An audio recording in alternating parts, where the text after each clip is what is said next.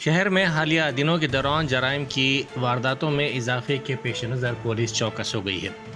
Balapur police station के हदूद में कल रात चबूतरा मिशन चलाया गया। पुलिस की इस चबूतरा मिशन के दौरान सड़कों पर आवारा घूमने वाले नौजवानों को रोककर उनकी सरजनिश की गई और पुलिस ने मुख्तलिफ मकामात का तफसीली तौर पर मुआयना भी किया।